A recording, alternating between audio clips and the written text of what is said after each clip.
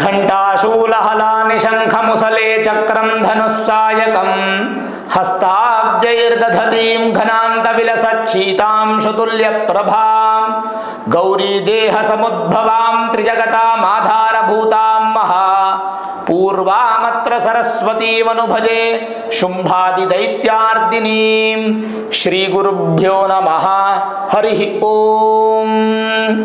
ಆತ್ಮೀಯ ಪ್ರಿಯ ಪ್ರೇಕ್ಷಕ ಮಿತ್ರರೇ, ನಿಮ್ಮೆಲ್ಲರ ಜೀವನ ತೃಪ್ತಿದಾಯಕ, ಸಂತೃಪ್ತಿದಾಯಕ, ಸದಾ ಸಂತುಷ್ಟದಾಯಕವಾಗಿರಲಿ ಅಂತ ನನ್ನ ಆರಾಧ್ಯ ದೇವಿ ಹೊರನಾಡು ಅನ್ನಪೂರ್ಣೇಶ್ವರಿಯ ಪಾದಗಳಿಗೆ ನಮಸ್ಕರಿಸ್ತಾ, ಪ್ರಿಯ ಪ್ರೇಕ್ಷಕ ಮಿತ್ರರೇ, ಸಿಂಹರಾಶಿ ಅಕ್ಟೋಬರ್ ತಿಂಗಳ ಮಾಸ ಭವಿಷ್ಯ ಹೇಗಿದೆ ಅನ್ನುವಂಥದ್ದನ್ನು ಈ ವಿಡಿಯೋಲಿ ನಾವು ನೋಡೋಣ.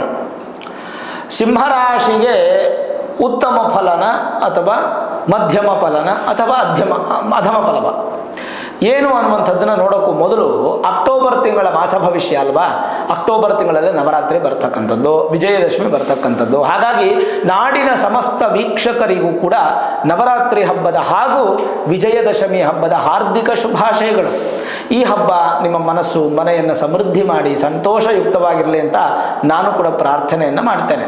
ಹಬ್ಬ ಅಂದರೆ ಸಂತೋಷ, ಆ ಸಂತೋಷ ನಿಮ್ಮಲ್ಲಿರಲಿ, ಸದಾ ಕಾಲ ವರ್ಷ ಪೂರ್ತಿ ಇರಲಿ ಅನ್ನುವಂಥದ್ದೇ ನಮ್ಮ ಮೂಲ ಉದ್ದೇಶ. ಸರಿ, ಹಾಗಿದ್ದಾಗ ಏನೇನು ಗ್ರಹಸ್ಥಿತಿಗಳು ನೋಡಿ. ಸಿಂಹರಾಶಿಗೆ ದ್ವಿತೀಯದಲ್ಲಿ ಅಂದರೆ ಎರಡನೇ ಮನೆಯಲ್ಲಿ, ರಾಶಿಯಿಂದ ಎರಡನೇ ಮನೆಯಲ್ಲಿರುವಂಥ ಬುಧ 10ನೇ ತಾರೀಕು 3ನೇ ಮನೆಗೆ ಹೋಗ್ತಾರೆ. ಹಾಗೆ ರಾಶಿಯಿಂದ 3ನೇ ಮನೆಯಲ್ಲಿರ್ತಕ್ಕಂಥ ಶುಕ್ರ 12ನೇ ತಾರೀಕು 4ನೇ ಮನೆಗೆ ಹೋಗ್ತಾರೆ, ಅಂದರೆ ಸುಖ ಸ್ಥಾನಕ್ಕೆ ಹೋಗ್ತಾರೆ. ಧೈರ್ಯ ಸ್ಥೈರ್ಯ ಶೌರ್ಯ ಸ್ಥಾನದಿಂದ ಶುಕ್ರ ಸುಖ ಸ್ಥಾನಕ್ಕೆ ಹೋಗ್ತಾರೆ. ಅಂದರೆ ಧನ ಕನಕ ವಸ್ತು ವಾಹನ ಅಷ್ಟೈಶ್ವರ್ಯಗಳ ಸಮೃದ್ಧಿಯಾದಂಥ ಎರಡನೇ ಮನೆ ಅಧಿಪತಿ ಆಗಿರತಕ್ಕಂಥ ಬುಧ 10ನೇ ತಾರೀಕು ತೃತೀಯ ಸ್ಥಾನಕ್ಕೆ ಧೈರ್ಯ ಸ್ಥಾನಕ್ಕೆ ಬರ್ತಾರೆ. ಅಂದರೆ ಭಗವಂತ ಒಂದು ಕೊಟ್ಟರೆ ಒಂದು ಕೊಡಲ್ಲ ಅನ್ನೋದಕ್ಕೆ ಬಹಳ ದೊಡ್ಡ ಉದ್ದೇಶ, ದೊಡ್ಡ ಎಕ್ಸಾಂಪಲ್ ಅಂತ ಕೂಡ ಹೇಳ್ಬೋದು ನಾವು. ಸರಿ, ಇನ್ನು 17ನೇ ತಾರೀಕು ಸೂರ್ಯ ರವಿ ಅಂದರೆ ನಿಮ್ಮ ರಾಶ್ಯಾಧಿಪತಿ ರವಿ 2ನೇ ಮನೆಯಿಂದ 3ನೇ ಮನೆಗೆ ಹೋಗ್ತಾರೆ. ಚೆನ್ನಾಗಿಲ್ಲ, ನೀಚ ಸ್ಥಾನ, ಅದು ಸ್ವಲ್ಪ ನೆಗೆಟಿವ್ ಆಗುತ್ತೆ ಸಿಂಹರಾಶಿಯವರಿಗೆ. ಇನ್ನು 20ನೇ ತಾರೀಕು ಕುಜ ನಿಮ್ಮ ರಾಶಿಯಿಂದ 12ನೇ ಮನೆಗೆ ಬರ್ತಾರೆ. 12ನೇ ಮನೆಗೆ ಬರುವಂಥ ಕುಜ ವ್ಯಯಸ್ಥಾನ, ನೀಚ ಸ್ಥಾನ, ಡೆಬಿಲೇಟೆಡ್ ಪೊಸಿಷನ್ ಅಂತ ಹೇಳ್ಬೋದು. ಇದು ಒಂದು ಸ್ವಲ್ಪ ನೆಗೆಟಿವಿಟಿ ಇದೆ. ಅಂದರೆ ಓವರಾಲ್ ನೋಡಿದಾಗ ಸೂರ್ಯನಿಗೆ ಮತ್ತು ಕುಜನಿಗೆ ಇಬ್ಬರಿಗೂ ಕೂಡ ಬಲಿಷ್ಠವಾದ ಸ್ಥಾನ ಈ ತಿಂಗಳು ಇಲ್ಲ. ಅದು ಅದರ ಪ್ರಭಾವ ನೇರವಾಗಿ ಸಿಂಹರಾಶಿಗೆ ಬೀಳುತ್ತೆ. ಮೊದಲೇ ಗುರುಬಲ ಇಲ್ಲ ಕಣ್ರಿ ಸಿಂಹರಾಶಿಯವ್ರಿಗೆ. ಕೆಟ್ಟದ್ದು ಅಂತ ನಾನು ಹೇಳಲಿಕ್ಕೆ ಹೋಗಲ್ಲ, ಮೊದಲೇ ಗುರುಬಲ ಇಲ್ಲ. ಗುರುಬಲ ಇಲ್ಲ ಅಂದಾಗ ಏನು ಮಾಡಬೇಕು, ಗುರುಬಲವನ್ನು ಉತ್ಪತ್ತಿ ಮಾಡಲಿಕ್ಕೆ ಯಾವ ದಾರಿ ಇದೆ ಅಂತ ನಾವು ನೋಡಬೇಕಾಗತ್ತೆ. ಹಾಗಿದ್ದಾಗ ಮೊದಲನೇ ಸ್ಥಿತಿಗತಿಗಳನ್ನು ನೋಡಿದಾಗ ನಾವು ಸರಿಸುಮಾರು ನಮಗೆ ಸೂರ್ಯನಿಂದ ಆಗುವಂತಹ ಲಾಭಗಳಿಗಿಂತ ನಷ್ಟಗಳು ಜಾಸ್ತಿ ಈ ತಿಂಗಳು. ಏನೇನಾಗ್ಬೋದು, ಮೊದಲನೇದಾಗಿ ಗೌರ್ಮೆಂಟ್ ಕೆಲಸ ಮಾಡುವಂಥವ್ರಿಗೆ ಸ್ವಲ್ಪ ಚೆನ್ನಾಗಿಲ್ಲ.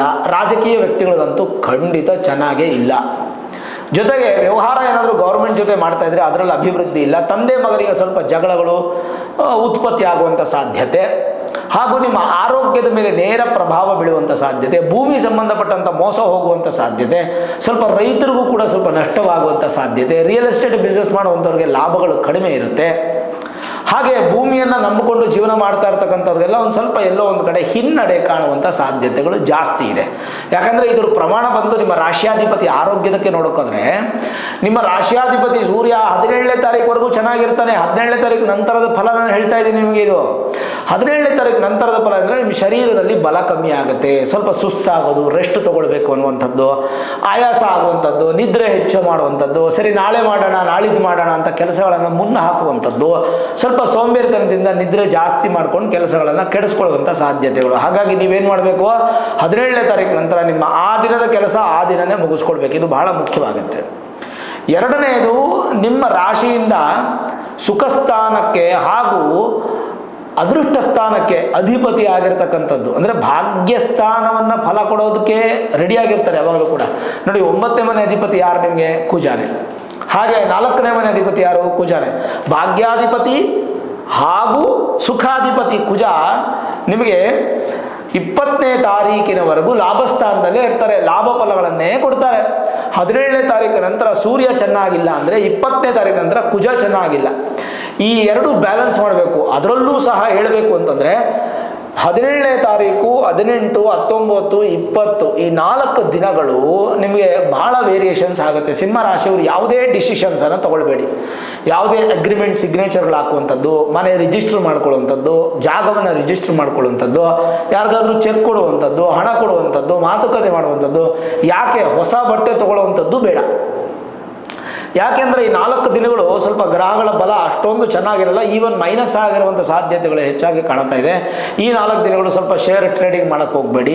ಈ 4 ದಿನಗಳು ಯಾವುದೇ ಕಾರಣಕ್ಕೂ ಬಡ್ಡಿ ಕೊಡುವಂಥದ್ದು, ಬಡ್ಡಿ ತಗೊಳ್ಳುವಂಥದ್ದು ಮಾಡೋಕ್ಕೆ ಹೋಗಬೇಡಿ. ಈ 4 ದಿನಗಳು ಪ್ರತಿನಿತ್ಯ ಬೆಳಗ್ಗೆ ಎದ್ದು ದೇವಸ್ಥಾನಕ್ಕೆ ಹೋಗಬೇಕು, ದೇವರ ದರ್ಶನ ಮಾಡಬೇಕು, ಮನೆಗೆ ಬರಬೇಕು, ಟಿಫನ್ ಮಾಡಿಕೊಂಡು ನಿಮ್ಮ ಕೆಲಸಗಳು ನೀವು ಹೋಗಬೇಕು, ಮಧ್ಯಾಹ್ನ ಊಟ ಮಾಡಬೇಕು, ರಾತ್ರಿ ಊಟ ಮಾಡಬೇಕು, ದೇವ್ರ ಧ್ಯಾನ ಮಾಡಬೇಕು, ನೀವು ರೆಸ್ಟ್ ತಗೋಬೇಕು, ಆರೋಗ್ಯದ ಕಡೆ ಗಮನ ಕೊಡಬೇಕು. ಈ 4 ದಿನ ತಳ್ಳಿ ಹಾಕಿದ್ರೆ ಮತ್ತೆ 21ನೇ ತಾರೀಕಿಂದ ಶುಭ ಫಲಗಳೇ ಬರುತ್ತೆ. 12ನೇ ಮನೆಯಲ್ಲಿ ಕುಜ ಬಂದರೆ ಶುಭ ಫಲ ಏನು ಗುರುಗಳೇ ಅಂತಂದರೆ, ಬರೀ ಕುಜ ಸೂರ್ಯನೇ ನಿಮಗೆ ಫಲ ಕೊಡೋದಿಲ್ಲ, ಬೇರೆ ಗ್ರಹಗಳು ಫಲ ಕೊಡುತ್ತೆ. ಈಗ 10ನೇ ಮನೆಯಲ್ಲಿ ಗುರು ಇದ್ದರೆ ಗುರು ಬಲ ಇಲ್ಲ, ಬಟ್ ಗುರುವಿನ ಪ್ರಭಾವ ಎಷ್ಟು ಚೆನ್ನಾಗಿರುತ್ತೆ ಗೊತ್ತಾ ನಿಮಗೆ, ಅದನ್ನು ನಿಮಗೆ ತಿಳಿಸ್ತೀನಿ ನೋಡಿ. ಮೊದಲನೇದಾಗಿ ರಾಶಿಯಿಂದ ದಶಮ ಸ್ಥಾನದಲ್ಲಿರ್ತಕ್ಕಂಥ ಗುರುವಿನ ಫಲ ನೋಡಿ. ನಿಮಗೆ ಅಷ್ಟಮ ಸ್ಥಾನ ಅಂದರೆ ಅದೃಷ್ಟವನ್ನು ಕೊಡುವಂಥವನು ಗುರು ಸಿಂಹರಾಶಿಯವರಿಗೆ, ಸಂತಾನವನ್ನು ಕೊಡುವಂಥವನು ಗುರು, ಪೂರ್ವ ಪುಣ್ಯವನ್ನು ಕೊಡುವಂಥವನು ಗುರು, ಆಸ್ತಿಯನ್ನು ಕೊಡುವಂಥವನು ಗುರು, ಶುಭ ಕಾರ್ಯಗಳನ್ನು ಮಾಡಿಸುವಂಥವನು ಗುರು. ಸಿಂಹರಾಶಿಗೆ ದಶಮದಲ್ಲಿ ಗುರು ಇದ್ದಾಗ ಏನು ಫಲ ಹೇಳುತ್ತೆ. ಸದ್ರಾಜ ಚಿಹ್ನೋತ್ತಮ ವಾಹನಾನಿ ಮಿತ್ರಾತ್ಮಜ ಶ್ರೀ ರಮಣೀ ಸುಖಾನಿ ಯಶೋಭಿವೃದ್ಧಿಂ ಬಹುಧಾ ವಿಧತ್ತೆ ರಾಜ್ಯೇ ಸುರೇಜ್ಯೇ ವಿಜಯೇ ನರಾಣಾಂ ಅಂತ ಹೇಳಿ ಶ್ಲೋಕ. ಏನು ಗೋಚಾರದಲ್ಲಿ ಸಿಂಹರಾಶಿಯವರಿಗೆ ದಶಮದಲ್ಲಿ ಗುರು ಇದ್ದಾಗ ರಾಜೋಚಿತ ಛತ್ರ ಚಾಮರಾದಿ ಮತ್ತು ಉತ್ತಮ ವಾಹನಗಾದಿಗಳಿಂದ ಯುಕ್ತ ಮಿತ್ರ ಫಲಗಳು ಅಂದರೆ ರಾಜಲಾಂಛನಗಳು, ಅಂದರೆ ನಿಮ್ಮ ಒಂದು ಸ್ಥಾನಮಾನ ವೃದ್ಧಿ ಆಗುತ್ತೆ, ನಿಮಗೆ ಬಲ ಜಾಸ್ತಿ ಆಗುತ್ತೆ, ಮನೆಯಲ್ಲಿ ಒಂದು ಒಳ್ಳೆಯ ಗೌರವ ಸಿಗುತ್ತೆ, ಉದ್ಯೋಗ ಮಾಡ್ತಾ ಇರ್ತಕ್ಕಂಥ ಜಾಗದಲ್ಲೂ ಗೌರವ ಸಿಗುತ್ತೆ, ವ್ಯಾಪಾರ ಮಾಡುವಂಥ ಜಾಗದಲ್ಲೂ ಗೌರವ ಸಿಗುತ್ತೆ, ನಿಮ್ಮ ಕೆಳಗೆ ಕೆಲಸ ಮಾಡುವಂಥವರಿಂದ ನಿಮಗೆ ಒಳ್ಳೆ ಒಂದು ಸನ್ಮಾನ ಸಿಗುತ್ತೆ. ಆಮೇಲೆ ಸಮಾಜ ಕಾರ್ಯಗಳನ್ನು ಹೆಚ್ಚು ಮಾಡ್ತೀರಾ, 10 ಜನಕ್ಕೆ ದಾನಗಳನ್ನು ಮಾಡುವಂಥದ್ದು, ಬೇರೆಯವರಿಗೆ ಸಹಾಯ ಮಾಡುವಂಥದ್ದು ನೋಡಿ. ಕೈಲಾಗಲ್ಲ ನಡ್ಕೊಂಡು ಹೋಗೋಕ್ಕೆ ಅನ್ನೋರಿಗೆ ನೀವು ಸಹಾಯ ಮಾಡಿದ್ರೆ ಭಗವಂತ ನಾಳೆ ದಿನ ನಿಮಗೆ ಆ ಪರಿಸ್ಥಿತಿಯನ್ನು ಬರೋದಕ್ಕೆ ಬಿಡೋದಿಲ್ಲ. ಹೀಗೆ ಈ ಒಂದು ತಿಂಗಳು ಸ್ವಲ್ಪ ನೀವು ಮೌಲ್ಯವರ್ಧಿತವಾಗಿರ್ತಕ್ಕಂಥ ಜೀವನವನ್ನು ಹೆಚ್ಚಾಗಿ ಮಾಡ್ತೀರಾ. ಮತ್ತು ಮಿತ್ರರು ಸ್ನೇಹಿತರಿಂದ ನಿಮ್ಗೆ ಅನುಕೂಲ, ಮಕ್ಕಳಿಂದ ವೃದ್ಧಿ, ಸಂತಾನಕ್ಕೆ ಇದು ಸೂಕ್ತವಾದಂಥ ಸಮಯ. ಧನಕನಕ ವಸ್ತುವಾಹನ ವೃದ್ಧಿ, ಪತ್ನಿ ಸುಖ ಸಹಿತವಾಗಿ ನೀವು ವೃದ್ಧಿಯನ್ನು ಪಡಿತೀರಾ. ಅದೇ ಹೆಣ್ಣು ಮಕ್ಕಳಿಗೆ ಪತಿ ಯುಕ್ತವಾದಂಥ ಸುಖವನ್ನು ಪಡಿತೀರಾ. ವಿಜಯ ಪ್ರಾಪ್ತಿ, ಯಶೋಭಿವೃದ್ಧಿ ಹೆಚ್ಚಾಗಿ ಕಾಣುತ್ತೆ. ಈ ಶ್ಲೋಕದ ಅರ್ಥ ಇನ್ನೂ ಇನ್ಡೆಪ್ತ್ ಆಗಿ ತಿಳ್ಕೋಬೇಕಾದ್ರೆ ಏನು ಹೇಳುತ್ತೆ ಅನ್ನುವಂಥದ್ದನ್ನು ನೋಡೋಣ. ಗ್ರಂಥದಲ್ಲಿ ಏನು ಹೇಳುತ್ತೆ ನೋಡೋಣ. ಗೋಚಾರದಲ್ಲಿ ಗುರು ದಶಮದಲ್ಲಿದ್ದಾಗ ಧಾರ್ಮಿಕನಾಗುವಂಥ ಸಾಧ್ಯತೆ. ನೀವೇನಾದರೂ ವಿದ್ಯಾರ್ಥಿಗಳಾದರೆ ತರ್ಕಶಾಸ್ತ್ರ, ನ್ಯಾಯಶಾಸ್ತ್ರ ಅಂದರೆ ಲಾಯರ್, ಅಡ್ವೊಕೇಟು, LLB, LLM ಯಾರು ಓದ್ತಾ ಇದ್ರು ಅವ್ರಿಗೆಲ್ಲ ತುಂಬ ಚೆನ್ನಾಗಿರುತ್ತೆ. ಜಡ್ಜ್ ಎಕ್ಸಾಮ್ ಬರೆಯೋರಿಗೆ ಚೆನ್ನಾಗಿರುತ್ತೆ. ವಕೀಲ ವೃತ್ತಿ ಮಾಡುವಂಥವ್ರಿಗೆ, ವೇದಾಂತ, ವ್ಯಾಕರಣ ಶಾಸ್ತ್ರ, ಗ್ರಾಮರನ್ನು ಓದುವಂಥ ಟೀಚರ್ಸ್ಗೆ, ಲೆಕ್ಚರರು, ಪ್ರೊಫೆಸರ್ಸ್ಗೆಲ್ಲ ತುಂಬ ಚೆನ್ನಾಗಿರುತ್ತೆ. ಮತ್ತು ಶಾಸ್ತ್ರಗಳಲ್ಲಿ ಅಭಿವೃದ್ಧಿ ಇರುತ್ತೆ, ಪ್ರವರ್ತಕರಾಗ್ತೀರಾ, ವ್ಯಾಖ್ಯಾನಕಾರರಾಗ್ತಾರೆ. ಅಂದರೆ ಬಾಯಿಂದ ಅಂದರೆ ಮಾತಾಡುವಿಕೆಯಿಂದ ಸಂಪಾದನೆ ಮಾಡುವಂಥವ್ರು. ಎಕ್ಸಾಂಪಲ್ ಹೇಳ್ತೀನಿ, ಟೀಚರ್ ಕೆಲಸನೇ ಮಾತಾಡೋದು, ಅಡ್ವೈಸರ್ ಕೆಲಸನೇ ಮಾತಾಡೋದು, HR ಕೆಲಸನೇ ಮಾತಾಡೋದು, ಅಥವಾ ನಿಮ್ಗೆ ಯಾರಾದರೂ ಒಬ್ಬರು ಕೌನ್ಸಿಲರ್ ಇದ್ದರೆ ಅವ್ರ ಕೆಲಸನೇ ಮಾತಾಡುವಂಥದ್ದು. ಒಂದು LIC ಪಾಲಿಸಿ ಹೋಲ್ಡರ್ ಆಗಿರ್ತಾರೆ, ಅವ್ರು ಮಾತಾಡಿದ್ರೆ ಮಾತ್ರನೇ ಅವ್ರಿಗೆ ಆ ಒಂದು ಇನ್ಶೂರೆನ್ಸ್ ಕಂಪನಿ ಹೋಲ್ಡರು, ಅಂದರೆ ಆ ಕೆಲಸ ಮಾಡುವಂಥವ್ರು. ಮಾತಿನಿಂದ ಸಂಪಾದನೆ ಅಥವಾ ಕೆಲಸವನ್ನು ಮಾಡುವಂಥವ್ರಿಗೆ ಈ ತಿಂಗಳು ತುಂಬ ಚೆನ್ನಾಗಿರುತ್ತೆ. ಪೌರೋಹಿತ್ಯ ಮಾಡುವಂಥವ್ರು, ದೇವಸ್ಥಾನದ ಅರ್ಚಕ ವೃತ್ತಿ ಮಾಡುವಂಥವ್ರು, ಧಾರ್ಮಿಕ ವೃತ್ತಿಯನ್ನು ಮಾಡುವಂಥವ್ರಿಗೆ ತುಂಬ ಚೆನ್ನಾಗಿರುತ್ತೆ. ಮತ್ತು ಹೇಳುತ್ತೆ, ಜೀವಾಂಶೆ ದ್ವಿಜ ವಿಭುದಾದಕಾರಿ ಧರ್ಮೈಹಿ ಎನ್ನುವಂತೆ ಸುವರ್ಣ ಅಂದರೆ ಬಂಗಾರ ವ್ಯಾಪಾರ ಮಾಡುವಂಥವ್ರು, ಲವಣ ಅಂದರೆ ಉಪ್ಪಿನ ವ್ಯಾಪಾರ ಮಾಡುವಂಥವ್ರು, ಮತ್ತು ಆನೆ, ಕುದುರೆ ಸಂಬಂಧಪಟ್ಟಂಥ ಪ್ರಾಣಿಗಳನ್ನು ನೋಡಿಕೊಳ್ಳುವಂಥವ್ರು, ಜೊತೆಗೆ ಈ ಕುರಿ ಸಾಗಾಣಿಕೆ, ಕೋಳಿ ಸಾಗಾಣಿಕೆ, ಹೈನುಗಾರಿಕೆ ಮತ್ತು ರೈತರು, ಇವರಿಗೆಲ್ಲರಿಗೂ ಸ್ವಲ್ಪ ವೃದ್ಧಿ ಆಗುತ್ತೆ ಅಂತ ಹೇಳ್ಬೋದು. ಆಮೇಲೆ ಯಜ್ಞ ವೃದ್ಧಿಗಳನ್ನು ಮಾಡುವಂಥವ್ರು ಅಂದರೆ ಹೋಮ ಇತ್ಯಾದಿಗಳನ್ನು ಮಾಡುವಂಥವ್ರು, ದಾನ ಮಾಡುವಂಥದ್ದು, ತೀರ್ಥಯಾತ್ರೆ ಮಾಡುವಂಥವ್ರು, ಗುರು ಸೇವೆ ಮಾಡುವಂಥವ್ರು, ಇಂಥವ್ರಿಗೆಲ್ಲ ತುಂಬ ಅದೃಷ್ಟವಾದಂಥ ಫಲಗಳನ್ನು, ಸಂಪತ್ತುಗಳನ್ನು ಪಡಿಬೋದು.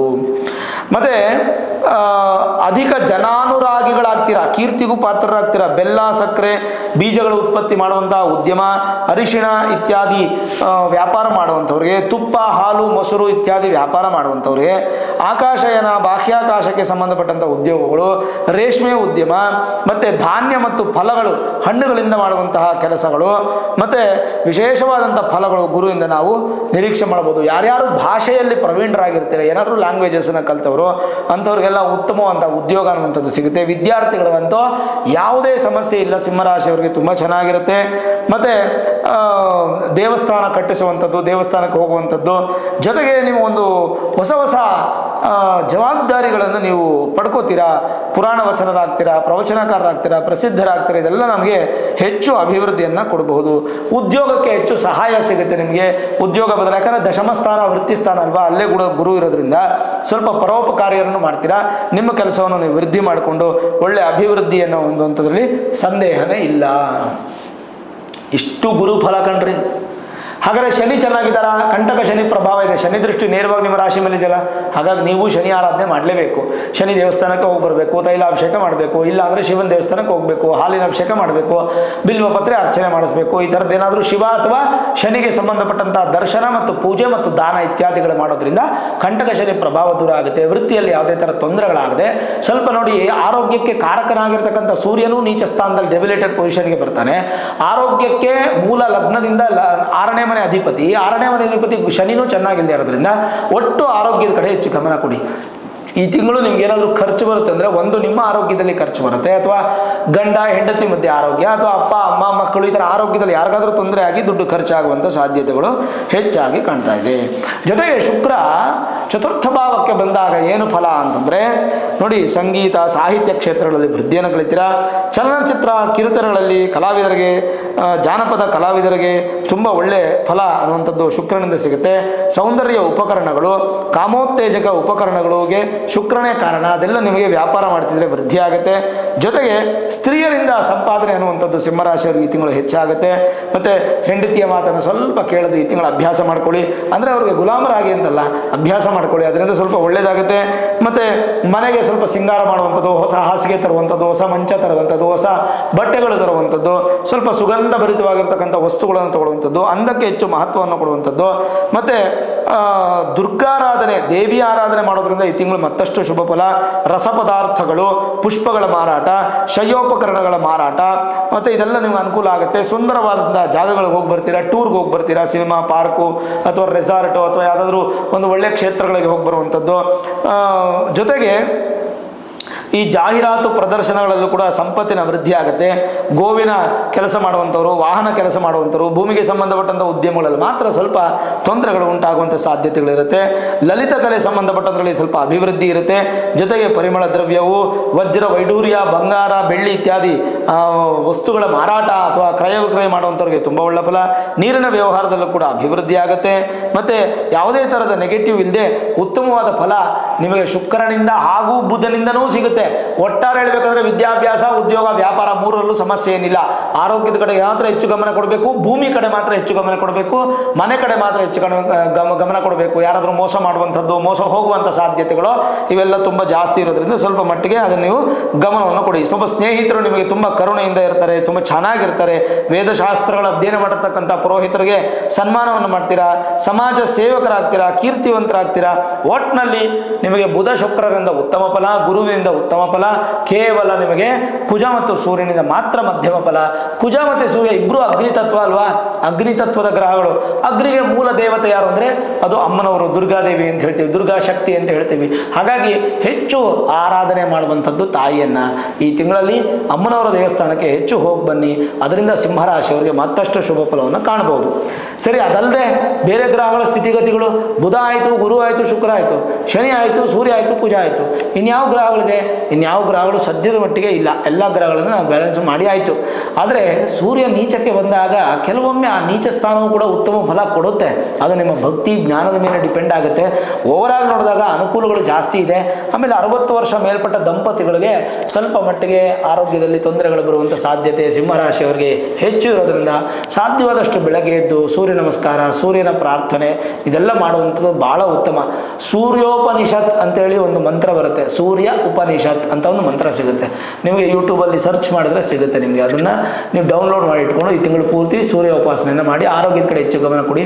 ತುಂಬ ಶ್ರಮ ಆಗುವಂಥ ಕೆಲಸಗಳನ್ನು ಹೆಚ್ಚು ಮಾಡಲಿಕ್ಕೆ ಹೋಗಬೇಡಿ ಸಿಂಹರಾಶಿಯವರು. ಸಾಧ್ಯವಾದಷ್ಟು ಪಾಸಿಟಿವ್ ಮೈಂಡನ್ನು ನೀವು ಉಪಯೋಗಿಸ್ಕೊಳ್ಳಿ, ನೆಗೆಟಿವ್ ಮೈಂಡಿಂದ ಹೊರಬನ್ನಿ. ಆಮೇಲೆ ಹಣವನ್ನು ಹೂಡಿಕೆ ಮಾಡೋದ್ರಲ್ಲಿ ಈ ತಿಂಗಳಿಗೆ ಅಷ್ಟೊಂದೇನು ಚೆನ್ನಾಗಿಲ್ಲ ಸಿಂಹರಾಶಿಯವರಿಗೆ. ಒಂದು ಹಂತಕ್ಕೆ ಈ ತಿಂಗಳೆಲ್ಲ ಬ್ಯಾಲೆನ್ಸ್ ಮಾಡ್ಕೊಂಡು ಹೋಗಿ, ಅಲ್ಲಿಗೆ ಮಾಡ್ಕೊಂಡೋಗಿ ಏನೋ ಹೆಚ್ಚು ಖರ್ಚು ಮಾಡಬೇಡಿ, ಹೆಚ್ಚು ಕಮ್ಮಿ ಜಿಪುಣತನೂ ಮಾಡಬೇಡಿ, ಬ್ಯಾಲೆನ್ಸಾಗಿ ಮಾಡ್ಕೊಂಡೋಗಿ. ಅದರಿಂದ ಖಂಡಿತ ಮತ್ತಷ್ಟು ಉತ್ತಮ ಫಲವನ್ನು ಸಿಂಹರಾಶಿಯವರು ಕಾಣ್ಬೋದು. ಇದು ಗೋಚಾರ ವಿಚಾರವಾಗಿ ನಾನು ಕೊಟ್ಟಂಥ ಪರಿಹಾರವೇ ಆಯಿತು. ಆದರೆ ಜನ್ಮ ಜಾತಕದಲ್ಲೇನಾದರೂ ನಿಮಗೆ ಸೂರ್ಯ ಅಥವಾ ಕುಜ ಉಚ್ಚ ಸ್ಥಾನದಲ್ಲಿ ಇದ್ದುಬಿಟ್ರೆ, ಏನಾದರೂ ಅದ್ಭುತವಾದಂಥ ಫಲಗಳನ್ನು ಕೊಡುವಂಥ ಜಾಗಗಳಲ್ಲಿ ಇದ್ದುಬಿಟ್ರೆ, ಪರಿವರ್ತನಾ ಯೋಗಗಳಿದ್ದುಬಿಟ್ರೆ, ಉಚ್ಚ ಕ್ಷೇತ್ರ ಅಥವಾ ಸ್ವಕ್ಷೇತ್ರ ಅಥವಾ ಮಿತ್ರ ಕ್ಷೇತ್ರದಲ್ಲಿದ್ದರೆ, ಅಥವಾ ಗುರುದೃಷ್ಟಿ ಏನಾದರೂ ನಿಮ್ಮ ಮೂಲ ಜಾತಕದಲ್ಲಿ ಸೂರ್ಯನ ಮೇಲೋ ಅಥವಾ ಕುಜನ ಮೇಲೋ ಇದ್ದರೆ, ಇವೆಲ್ಲವೂ ಉಲ್ಟಾ ಆಗಿ ಅತ್ಯಂತ ಶುಭ ಫಲ ಸಿಗುತ್ತೆ. ಹಾಗಾಗಿ ನಿಮ್ಮ ಮೂಲ ಜಾತಕವನ್ನು ಒಮ್ಮೆ ನುರಿತ ಜ್ಯೋತಿಷ್ಯರಿಗೆ ತೋರಿಸ್ಕೊಳ್ಳಿ, ವೇದಿಕ್ ಅಸ್ಟ್ರಾಲಜಿ, ಹೈಯರ್ ಅಸ್ಟ್ರಾಲಜಿ ಪ್ರೆಡಿಕ್ಷನ್ಸನ್ನು ಮಾಡಿಸ್ಕೊಳ್ಳಿ, ಬೇಕಾದಂಥ ಸರಳ ಪರಿಹಾರಗಳನ್ನು ಮಾಡ್ಕೊಳ್ಳಿ. ಅದರಿಂದ ಖಂಡಿತವಾಗ್ಲೂ ಮತ್ತಷ್ಟು ಶುಭ ಫಲವನ್ನು ನೀವು ಖಂಡಿತ ಪಡಿತೀರಾ. ಓವರಾಲ್ ನೋಡಿದಾಗ ಸಿಂಹರಾಶಿಯವರಿಗೆ ಆರೋಗ್ಯ, ಭೂಮಿ ಈ 2 ವಿಚಾರದಲ್ಲಿ ಮಾತ್ರ ಜಾಗ್ರತೆ ವಹಿಸಿ, ಫಿನಾನ್ಸ್ ವಿಚಾರ ಈ 3 ವಿಚಾರದಲ್ಲಿ ಮಾತ್ರ ಜಾಗ್ರತೆ ವಹಿಸಿ. ಇನ್ನು ಯಾವುದರಲ್ಲೂ ಯಾವುದೂ ಸಮಸ್ಯೆ ಇಲ್ಲ, ಧೈರ್ಯವಾಗಿರಿ, ಒಳ್ಳೆಯ ಫಲ ಭಗವಂತ ನೀವು ಕೊಡ್ತಾನೆ. ಈ ಒಂದು ಅಕ್ಟೋಬರ್ ತಿಂಗಳಲ್ಲಿ ಸಿಂಹರಾಶಿಯವರಿಗೆ ಸಂತೋಷ, ಸಡಗರ, ಸಮಾರಂಭ ಎಲ್ಲವೂ ಸಿಗುತ್ತೆ. ನೋಡಿದ್ರಲ್ಲ ವೀಕ್ಷಕರೇ, ಸಿಂಹರಾಶಿಯ ಅಕ್ಟೋಬರ್ ತಿಂಗಳ ಮಾಸ ಭವಿಷ್ಯ. ಈ ವಿಡಿಯೋ ಇಷ್ಟ ಆಗಿದ್ರೆ ಲೈಕ್ ಮಾಡಿ, ಶೇರ್ ಮಾಡಿ, ಮುಖ್ಯವಾಗಿ ನಮ್ಮ ಚಾನಲ್ಗೆ ಸಬ್ಸ್ಕ್ರೈಬ್ ಮಾಡ್ಕೊಳ್ಳಿ, ಬೆಲ್ ಐಕಾನ್ ಅನ್ನು ಪ್ರೆಸ್ ಮಾಡಿ. ಪ್ರತಿನಿತ್ಯ ನಾನು ಪೂಜೆ ಮಾಡುವಂತಹ ನನ್ನ ಆರಾಧ್ಯ ದೇವಿ ಹೊರನಾಡು ಅನ್ನಪೂರ್ಣೇಶ್ವರಿ ಆಶೀರ್ವಾದ ಅನುಗ್ರಹ ಸದಾಕಾಲ ಮತ್ತೊಮ್ಮೆ ನಿಮ್ಗೆ ಸಿಗಲಿ ಅಂತ ಪ್ರಾರ್ಥನೆ ಮಾಡ್ತಾ, ಸರ್ವೇ ಜನಾಃ ಸುಖಿನೋ ಭವಂತು, ಸಮಸ್ತ ಸನ್ಮಂಗಳ ನಿಭವಂತು.